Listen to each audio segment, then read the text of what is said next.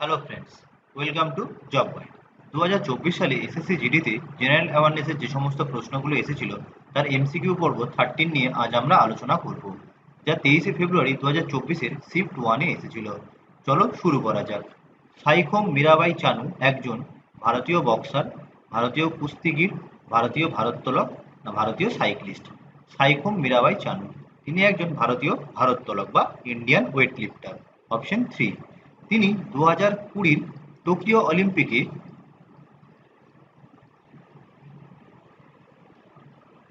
49 KG বিভাগে bronze পদক জিতেছিলেন। এছাড়া 2018 এবং 2022-এর কমনওয়েলথ গেমসে 49 কেজি বিভাগে স্বর্ণপদক জিতেছিলেন এবং তিনি মণিপুরের বাসিন্দা। পরের প্রশ্ন, একটি অভ্যন্তরীণমুখী বাণিজ্য কৌশলে দেশীয় শিল্পকে বিদেশি প্রতিযোগিতা থেকে রক্ষা করতে ব্যবহৃত সুরক্ষার দুটি প্রধান রূপ কি কি? Tariff and subsidy, quota and subsidy, tariff and price control, tariff and quota. দেশীয় শিল্পকে বিদেশি প্রতিযোগিতা থেকে রক্ষা করতে ব্যবহৃত দুটি প্রধান রূপ হল ট্যারিফ অ্যান্ড কোটা। অপশন 4 হবে এখানে সঠিক। কোটা অর্থাৎ কোনো একটি জায়গায় নির্দিষ্ট পরিমাণ দেশীয় জিনিস বিক্রি করতে হবে, এটা হলো কোটা। ট্যারিফ এর অর্থ হলো বিদেশি জিনিস যদি আমরা ইম্পোর্ট করি তাহলে তার উপর একটা নির্দিষ্ট পরিমাণ ট্যাক্স দিতে হবে। যেমন উদাহরণস্বরূপ বলা যেতে পারে ইলেকট্রিক ভেহিকেল। ইলেকট্রিক ভেহিকেল যেমন টেসলা যদি আমরা আমেরিকা থেকে ইম্পোর্ট করি তাহলে তার উপর 100% ট্যাক্স যাবে। এর উদ্দেশ্য হলো দেশীয় শিল্পকে রক্ষা করা। পরের প্রশ্ন, নিচের কোন দেশের সাথে ভারতের একটি খোলা সীমান্ত রয়েছে? চীন, পাকিস্তান, মায়ানমার না নেপাল? ভারতের একটি খোলা সীমান্ত বা ওপেন বাউন্ডারি রয়েছে নেপালের সাথে। অপশন 4। পরের প্রশ্ন, ভারতে আর্থিক বা অর্থ বছর কবে থেকে শুরু হয়? 1 অক্টোবর থেকে 30 সেপ্টেম্বর, 1 এপ্রিল থেকে 31 মার্চ, 1 জানুয়ারি থেকে 31 ডিসেম্বর না 1 জুলাই থেকে 30 জুন? ভারতে আর্থিক বছর 1 এপ্রিল থেকে 31 মার্চ পর্যন্ত হয়ে থাকে। অপশন 2 হবে এখানে সঠিক। পরের প্রশ্ন, কোন অ্যালবাম রিকি কেজ তার তৃতীয় গ্র্যামি পুরস্কার অর্জন করে? Harmony of elements, divine Tides, মেলোডিস of the universe, Nature Symphony? Ricky cage তিনি একজন ভারতীয় সঙ্গীত শিল্পী। তিনি 3বার গ্র্যামি পুরস্কার জিতেছেন। প্রথমবার জিতেছিলেন 2015-তে তাঁর অ্যালবাম উইন্ডস অফ সামসারার জন্য।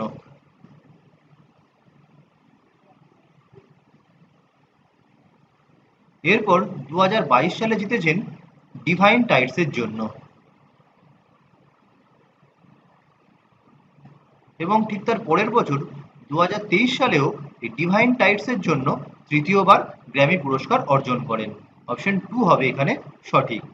প্রথম ভারতীয় যিনি গ্র্যামি পুরস্কার অর্জন করেছিলেন তিনি হলেন পণ্ডিত রবিশঙ্কর।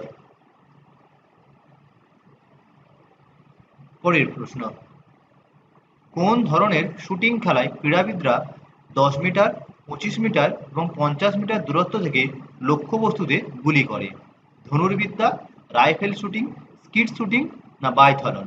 এই চারটি হলো শুটিংয়ের বিভিন্ন ভাগ, কিন্তু 10 মিটার, 25 মিটার এবং 50 মিটারের ইভেন্ট রয়েছে শুধুমাত্র রাইফেল শুটিংয়ে। অপশন 2। পরের প্রশ্ন, কুদানকুলাম পারমাণবিক বিদ্যুৎ কেন্দ্র কোন রাজ্যে অবস্থিত? কেরালা, বিহার, তামিলনাড়ু না মধ্যপ্রদেশ? কুদানকুলাম পারমাণবিক বিদ্যুৎ কেন্দ্র এটি তামিলনাড়ুতে অবস্থিত। অপশন 3। পরের প্রশ্ন, প্রাচীনতম বেদ হল ঋগ্বেদ। প্রায় কত বছর আগে রচিত? 2500, 5000, 3500 না 2000? ঋগ্বেদ প্রায় 3500 বছর আগে রচিত হয়েছিল। বেদের মোট 4টি ভাগ রয়েছে। প্রাচীনতম হল ঋগ্বেদ, তারপর সামবেদ, যজুর্বেদ এবং অথর্ববেদ। ঋগ্বেদে মোট 1028টি মন্ত্র রয়েছে। পরের প্রশ্ন, ভারতীয় সংবিধানের নিম্নলিখিত ধারাগুলির মধ্যে কোনটি ধর্মের স্বাধীনতার অধিকার নিয়ে আলোচনা করে? ধারা 60 থেকে 65, ধারা 21 থেকে 24, ধারা 25 থেকে 28 না ধারা 30 থেকে 35? ধর্মীয় স্বাধীনতার অধিকার এটি ভারতীয় সংবিধানের আর্টিকেল 25 থেকে 28 এর মধ্যে রয়েছে। অপশন 3, যেখানে আর্টিকেল 25 বলেছে যে কোনো মানুষ নিজের পছন্দ মতো ধর্ম পালন করতে পারবে। আর্টিকেল 26 বলা রয়েছে প্রতিটি ধর্মীয় সম্প্রদায় নিজের ধর্মের পরিচালনা করতে পারবে। আর্টিকেল 27 বলা রয়েছে কোনো ধর্মীয় সম্প্রদায়ের প্রচার বা রক্ষণাবেক্ষণের জন্য কোনো ব্যক্তিকে কর দিতে বাধ্য করা যাবে না। এবং অনুচ্ছেদ 28 বলা রয়েছে রাষ্ট্রীয় তহবিল থেকে রক্ষণাবেক্ষণ করা কোনো শিক্ষা প্রতিষ্ঠানে ধর্মীয় শিক্ষা প্রদান করা যাবে না। পরের প্রশ্ন, কোন নৃত্যশৈলীর উৎপত্তি দক্ষিণ ভারতের কেরালা রাজ্য থেকে? শুধুমাত্র মোহিনীঅট্টম, কথাকলি ও মোহিনীঅট্টম, শুধুমাত্র কুচিপুড়ি, শুধুমাত্র কত্থক? দক্ষিণ ভারতের কেরালা রাজ্য থেকে দুটি নৃত্যের উৎপত্তি হয়েছে, সেগুলি হলো কথাকলি এবং মোহিনীঅট্টম। অপশন 2, কুচিপুড়ি নৃত্যের জন্ম হয়েছে অন্ধ্রপ্রদেশে, আর কত্থক নৃত্য এটি উত্তরপ্রদেশের নৃত্য। পরের প্রশ্ন, 2011 সালের ওডিআই ক্রিকেট বিশ্বকাপের আয়োজক কে? অস্ট্রেলিয়া, শুধুমাত্র ভারত, ভারত, শ্রীলঙ্কা, বাংলাদেশ, শুধুমাত্র শ্রীলঙ্কা ও বাংলাদেশ? 2011 সালের ক্রিকেট বিশ্বকাপ আয়োজন করেছিল ভারত, শ্রীলঙ্কা এবং বাংলাদেশ। অপশন 3 হবে এখানে সঠিক, এবং সেখানে চ্যাম্পিয়ন হয়েছিল ভারত। তারা ফাইনালে শ্রীলঙ্কাকে পরাজিত করেছিল, এবং এই খেলায় অধিনায়ক ছিলেন ভারতের পক্ষে MS ধোনি। 2011 সালে ভারত দ্বিতীয়বার ওডিআই ক্রিকেট বিশ্বকাপ জেতে। প্রথমবার ভারত ক্রিকেট বিশ্বকাপ জিতেছিল 1983 সালে, এবং সেই সময় ভারতের ক্যাপ্টেন ছিলেন কপিল দেব। লাস্ট ক্রিকেট বিশ্বকাপ হয়ে গেল 2023 সালে, তা শুধুমাত্র ভারত আয়োজন করেছিল। সেখানে ফাইনালে চ্যাম্পিয়ন হয়েছিল অস্ট্রেলিয়া। অস্ট্রেলিয়া ফাইনালে ইন্ডিয়াকে পরাজিত করে। পরের প্রশ্ন, কোন সালে ক্রিপস মিশন ভারতে আসে? 1932, 1922, 1952 না 1942? ক্রিপস মিশন ভারতে এসেছিল 1942 সালে। অপশন 4, এবং এই মিশনের নেতৃত্ব দিয়েছিলেন স্যার স্ট্যাফোর্ড ক্রিপস, এবং এই সময় ভারতবর্ষে ভাইসরয় ছিলেন লর্ড লিলিথগো। ক্রিপস মিশনের উদ্দেশ্য ছিল দ্বিতীয় বিশ্বযুদ্ধে ইংল্যান্ডের পক্ষে ভারত যাতে লড়াই করে, এবং সেই জন্য তারা দ্বিতীয় বিশ্বযুদ্ধের পরে ডমিনিয়ন স্ট্যাটাসের প্রস্তাব দিয়েছিল। গান্ধীজি ক্রিপস মিশনের প্রস্তাবকে পোস্ট ডেটেড চেক বলে উল্লেখ করেছিলেন।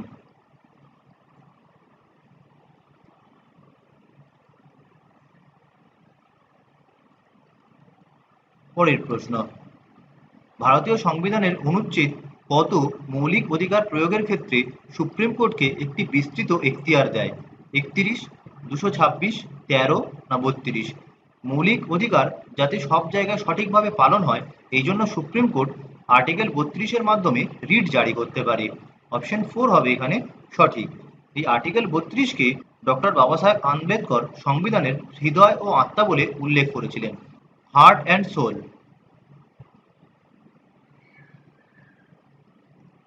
এই আর্টিকেল 32-এর মাধ্যমে সুপ্রিম কোর্ট 5টি রিট জারি করতে পারে। এই 5টি রিট হাইকোর্টও জারি করতে পারে, সেটা আর্টিকেল 226-এর মাধ্যমে। আর্টিকেল 31-এ সম্পত্তির অধিকারকে মৌলিক অধিকার বলে ঘোষণা করা হয়েছিল, কিন্তু পরবর্তীকালে 44তম সংবিধান সংশোধনীর মাধ্যমে তাকে মৌলিক অধিকার থেকে বাদ দেওয়া হয়। আর্টিকেল 13-তে বলা রয়েছে মৌলিক অধিকার ভঙ্গ করে এমন কোনো আইন বাতিল বলে ঘোষিত হবে। পরের প্রশ্ন, 2023 সালের আগস্টে নীরজ চোপড়া হাঙ্গেরির বুদাপেস্টে অনুষ্ঠিত বিশ্ব অ্যাথলেটিক্স চ্যাম্পিয়নশিপে পুরুষদের জ্যাভলিন থ্রো ইভেন্টে ড্যাশ জিতে ইতিহাস তৈরি করেছিলেন? ব্রোঞ্জ, রূপা, সোনা না দুটি?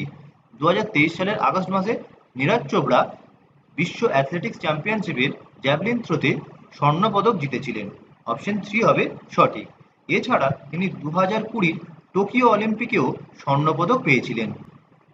পরের প্রশ্ন, কেন্দ্রীয় স্বাস্থ্য ও পরিবার কল্যাণ, রাসায়নিক ও সার মন্ত্রী ডক্টর মনসুখ মান্ডাভিয়া এবং রেল, যোগাযোগ, ইলেকট্রনিক্স এবং তথ্য প্রযুক্তি মন্ত্রী শ্রী অশ্বিনী বৈষ্ণব কত সালে জন ঔষধি ট্রেনের পতাকা প্রদর্শন করেছিলেন? 2023 সালে, 2020 সালে, 2021 সালে না 2022 সালে? জন ঔষধি ট্রেনের পতাকা প্রদর্শন করা হয়েছিল 2023 সালে? অপশন 1। পরের প্রশ্ন, শতর্পা যাত্রা এবং মান্ডা উৎসব নিম্নলিখিত কোন রাজ্যের সাথে সম্পর্কিত? কেরালা, কর্ণাটক, মধ্যপ্রদেশ না গোয়া? শতর্পা যাত্রা এবং মান্ডা উৎসব গোয়ায় পালিত হয়। অপশন 4। পরের প্রশ্ন, দিল্লির ন্যাশনাল ক্যাপিটাল টেরিটরি সরকার সংশোধন বিল 2023 national capital civil services authority প্রতিষ্ঠা করে, যা মুখ্যমন্ত্রী, দিল্লির মুখ্য সচিব এবং কাকে নিয়ে গঠিত? ভারতের মন্ত্রী পরিষদ সচিব, ভারতের রাজস্ব সচিব, দিল্লির শিক্ষামন্ত্রী না দিল্লির স্বরাষ্ট্র সচিব? দিল্লির ন্যাশনাল ক্যাপিটাল টেরিটরি সরকার সংশোধন বিল 2023 national capital civil services authority প্রতিষ্ঠা করেছিল, যাতে মূল তিনজন ব্যক্তি থাকবেন: মুখ্যমন্ত্রী, দিল্লির মুখ্য সচিব এবং দিল্লির স্বরাষ্ট্র সচিব। অপশন 4 হবে এখানে সঠিক। পরের প্রশ্ন, নিচের কোন গ্যাসগুলিকে ঠান্ডা ও সংকুচিত করা হলে গ্যাস থেকে সুপার ক্রিটিক্যাল তরল অবস্থায় পরিবর্তিত হতে পারে? Oxygen, hydrogen, carbon die oxide না বাষ্প? ঠান্ডা ও সংকুচিত করা হলে গ্যাস থেকে সুপার ক্রিটিক্যাল তরল অবস্থায় পরিবর্তিত হতে পারে একমাত্র কার্বন ডাই অক্সাইড। অপশন 3। পরের প্রশ্ন, 2011 সালের আদমশুমারি অনুযায়ী ভারতের জনসংখ্যা ছিল 121.1 কোটি, যার মধ্যে ড্যাশ ছিল মহিলা জনসংখ্যা: 42.5, 48.5, 44.5 না 46.5? 2011 সালের আদমশুমারি অনুযায়ী ভারতবর্ষের মহিলা জনসংখ্যা ছিল 48.5%। অপশন 2। পরের প্রশ্ন, অনুচ্ছেদ 43 রাজ্য গ্রামীণ এলাকায় ব্যক্তিগত বা সমবায় ভিত্তিতে কুটির শিল্প প্রচারের জন্য প্রচেষ্টা চালাবে। এটি ড্যাশ নীতির উপর ভিত্তি করে একটি নির্দেশিকা: বুদ্ধিজীবী বা ইন্টেলেকচুয়াল, সমাজতান্ত্রিক বা সোশ্যালিস্ট, গান্ধীবাদী বা গান্ধীয়ান, উদার বা লিবারেল? এটা খুব সহজ প্রশ্ন। কুটির শিল্প, এটা গান্ধীবাদী ধারণার সঙ্গে যুক্ত, তাই এটি হবে গান্ধীবাদী নীতি। অপশন 3 হবে এখানে সঠিক। ভারতীয় সংবিধানের পার্ট 4-এ ডিপিএসপি উল্লেখ রয়েছে: directive principles of state policy, অর্থাৎ রাষ্ট্রীয় নীতির নির্দেশ, রাষ্ট্র পরিচালনার নির্দেশমূলক নীতি। সেখানে আর্টিকেল হলো 36 to 51। এই যে আর্টিকেলগুলো মূলত তিনটি চিন্তাধারার উপর নির্মিত: একটি হলো লিবারেল ইন্টেলেকচুয়াল, একটা সোশ্যালিস্ট, একটা গান্ধীয়ান। অনুচ্ছেদ 43 আছে গান্ধীয়ান পলিসি। তাহলে আজ এই পর্যন্তই, দেখা হবে পরের ভিডিওতে। ভিডিওটি কেমন লাগলো অবশ্যই জানিও। ভালো লাগলে লাইক করো, শেয়ার করো এবং পরবর্তী আপডেটের জন্য চ্যানেলটিকে সাবস্ক্রাইব করতে ভুলো না।